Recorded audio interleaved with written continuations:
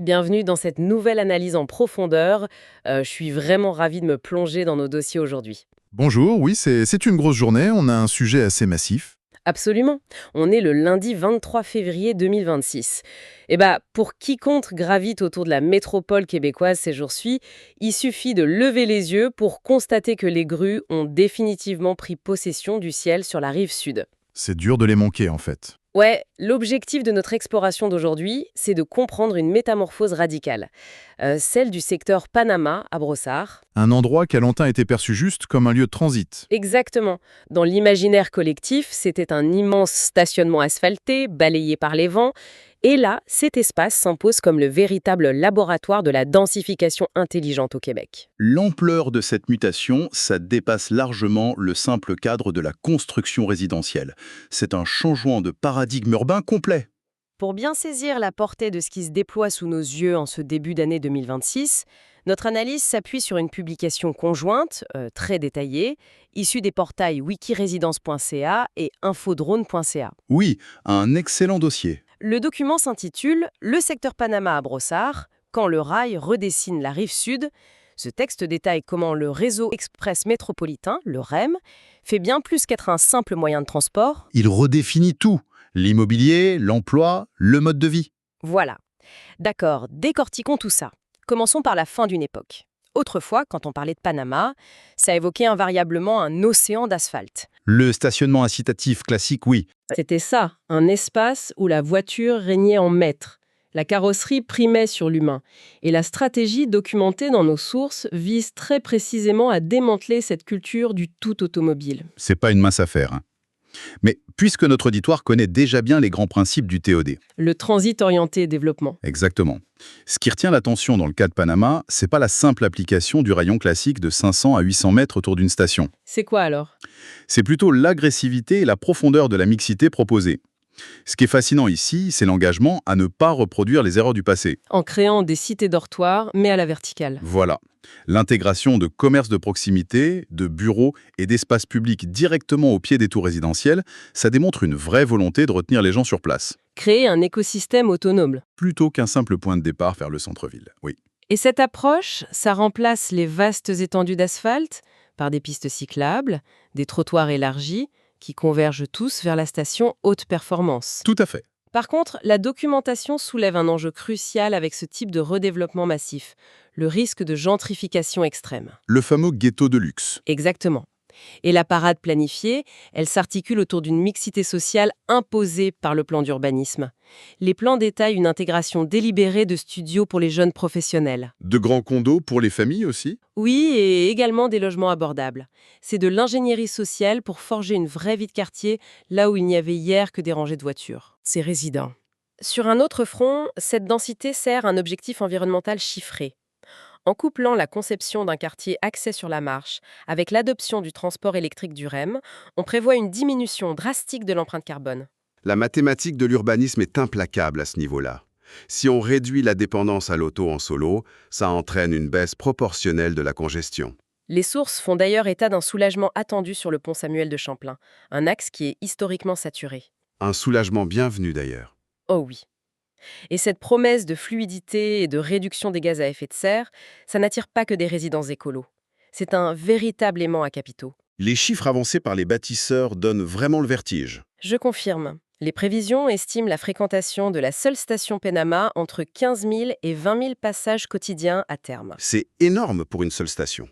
Et pour capter cette affluence, le secteur immédiat prévoit l'érection de plus de 4 000 nouvelles unités de logement. On parle d'injections de capitaux privés qui se chiffrent en centaines de millions de dollars. Ça rappelle beaucoup l'effervescence du Solar Unicartier juste à côté. Exactement. Tout ça s'articule autour de l'enveloppe globale d'environ 7 milliards de dollars du projet REM. Ces volumes de passage transforment vraiment la station Panama en un hub métropolitain.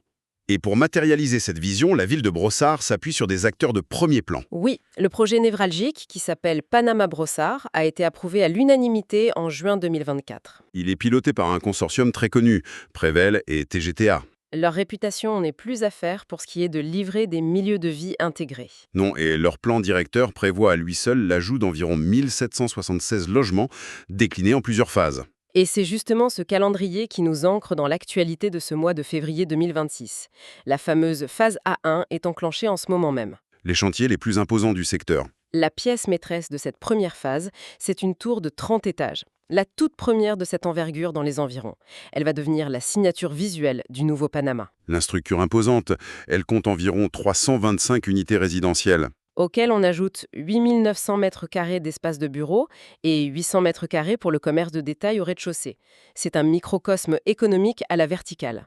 Mais il faut aussi superposer à cette verticalité les stratégies des acteurs commerciaux historiques du secteur. Comme First Capital. Voilà, le géant First Capital REIT, qui possède le mall Champlain et les vastes terrains autour. Leur posture actuelle est décrite dans nos sources comme étant en embuscade. Ils observent. Exactement. Pendant que Prevel et TGTA essuient les plâtres de la première vague, la stratégie à long terme de First Capital s'annonce tout aussi transformatrice. C'est-à-dire convertir progressivement leurs immenses surfaces de stationnement commercial en quartiers urbains denses. Des stationnements devenus sous-utilisés et financièrement inefficients. C'est là que ça devient vraiment intéressant. L'érection de tours de 30 étages et l'arrivée de milliers de nouveaux résidents, ça génère une pression colossale sur les services publics. La tuyauterie de la ville, en quelque sorte. C'est ça. Comment une municipalité comme Brossard finance-t-elle les nouveaux parcs, l'élargissement des égouts et la sécurisation des rues pour tout ce monde sans imposer un fardeau fiscal insoutenable à ses résidents actuels? La réponse de l'administration repose sur un mécanisme d'éco-fiscalité précis. La taxe de croissance ou redevance de développement. Le principe de l'utilisateur-payeur. Appliquée systématiquement, oui. La ville exige une redevance fixée à 3 708 $ pour chaque nouvelle porte construite par les promoteurs. L'impact financier est majeur. Si on extrapole ce montant sur l'ensemble du projet de Prevel et TGTA, avec ses 1776 logements, ça représente un potentiel de collecte dépassant les 6,58 millions de $. Dédié exclusivement à l'amélioration du domaine public. Et ces redevances, c'est pas des promesses en l'air. La documentation indique que ces sommes sont exigibles dès l'émission des permis. Ce qui veut dire que pour la tour de 30 étages de la phase A1, l'argent rentre déjà. Exactement. Une première injection d'environ 1,2 million de $ garnit immédiatement les réserves municipales. Cet argent est dirigé vers 4 grandes priorités d'aménagement. La première, c'est la création du Grand Parc Central. Une belle ambition.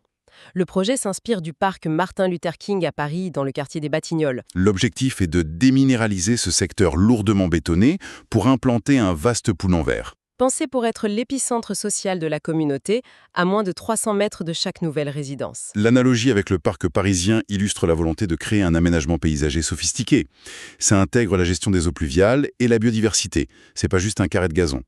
La deuxième priorité concerne les fondations invisibles, mais critiques, les infrastructures souterraines. Parce qu'ajouter une tour de 30 étages exige une capacité d'évacuation et d'approvisionnement en eau potable énorme. Une part substantielle des redevances va donc à la modernisation des réseaux d'égouts et d'aqueducs pour prévenir toute saturation. Ensuite, le troisième axe vise à donner une identité visuelle au quartier. Une signature urbaine. Les fonds financeront l'esplanade civique, une vaste place publique avec des installations artistiques, des fontaines, un système d'éclairage intelligent, des bancs repensés et des stations de réparation de vélos en libre service. Et le quatrième poste budgétaire s'attaque à la mobilité douce. La sécurisation de ce qu'ils appellent la boucle active. C'est une refonte géométrique complète d'artères historiquement hostiles aux piétons, comme l'avenue Tisserand ou le boulevard Taschereau. On y intègre des pistes cyclables physiquement séparées du trafic lourd. C'est essentiel. La transformation physique retient souvent l'attention. Mais si l'on relie cela à la vue d'ensemble, la véritable révolution du REM se joue sur le terrain économique et démographique. Absolument. La documentation met en lumière une dynamique souvent sous-évaluée. Le réseau ne fait pas que loger et déplacer des gens. Il reconfigure l'entièreté de la carte de l'emploi métropolitaine. Il abolit les barrières psychologiques et temporelles liées au franchissement du fleuve. Relier ce nouveau pôle de Brossard au centre-ville de Montréal en moins de 15 minutes, ça altère fondamentalement les stratégies de recrutement. C'est un facilitateur économique qui fonctionne à double sens. Du sud vers le nord, c'est intuitif. Les professionnels de Brossard ont un accès fluide au quartier de l'innovation, au centre-ville d'affaires ou à l'université McGill. Sans le stress des ponts bloqués. Exactement. Mais la véritable rupture, elle s'opère du nord vers le sud. La station Panama agit comme un entonnoir inversé. Ça permet aux employeurs de la rive sud de puiser dans un bassin de plus de 2 millions de talents montréalais. C'est l'ouverture d'un marché pour des candidats qui, bien souvent, ne possèdent pas de voiture. Et on le voit déjà. Oui, les sources mentionnent des firmes d'ingénierie et de services comme Génie Pur ou Gesca Assurance.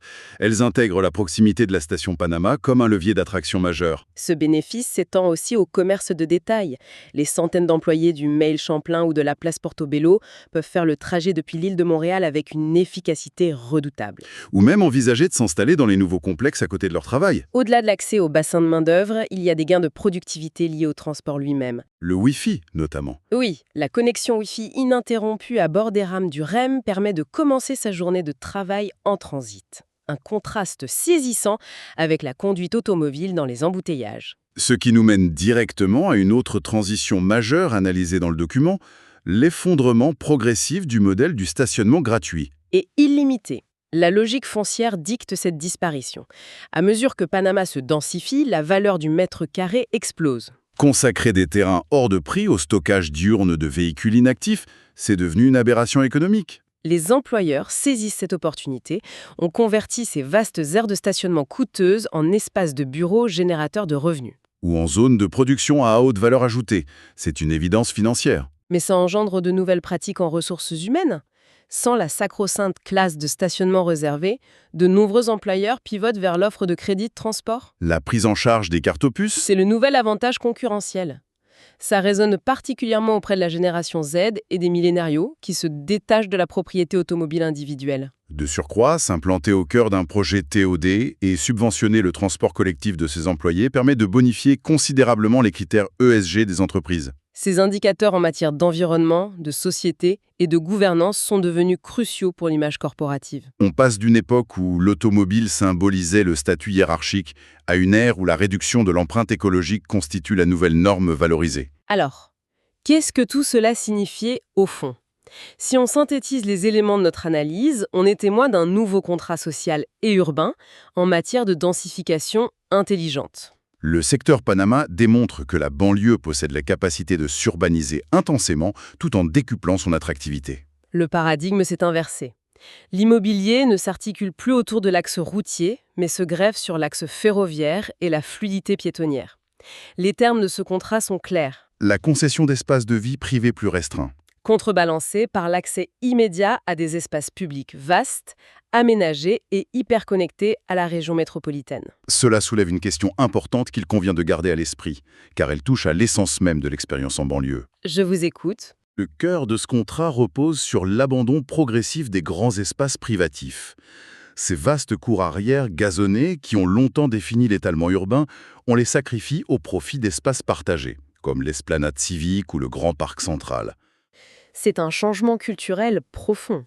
On peut légitimement se demander comment cette proximité physique inévitable va remodeler le tissu social et la psychologie des résidents sur le long terme. En forçant des milliers d'individus à partager les mêmes trottoirs, les mêmes parcs, allons-nous assister à la résurgence de communautés hyper soudées, comme les vieux villages d'autrefois ? C'est une possibilité fascinante. Ou bien, paradoxalement, cette forte densité va-t-elle favoriser l'émergence d'un anonymat protecteur et d'une bulle d'indifférence typique des hypercentres, transposant ainsi la froideur de la grande ville sur la rive sud ? C'est une dynamique sociologique complexe qui définira le véritable succès ou l'échec de cette métamorphose. C'est une réflexion fondamentale. Et il faut absolument conserver cette idée en tête alors que les premières fondations de ces tours sont en train d'être coulées. Un immense merci à notre auditoire pour son attention durant cette analyse en profondeur aujourd'hui. C'est toujours un plaisir de décortiquer ces enjeux. Il est toujours enrichissant pour quiconque croise la route d'un chantier de cette ampleur de tenter de voir au-delà du vacarme et du béton. Il y a tout lieu de garder l'œil ouvert sur la manière dont ces choix d'urbanisme redessinent la géométrie de la métropole, mais dictent également de nouvelles façons de travailler et de cohabiter. À très bientôt pour poursuivre ensemble notre exploration de notre environnement.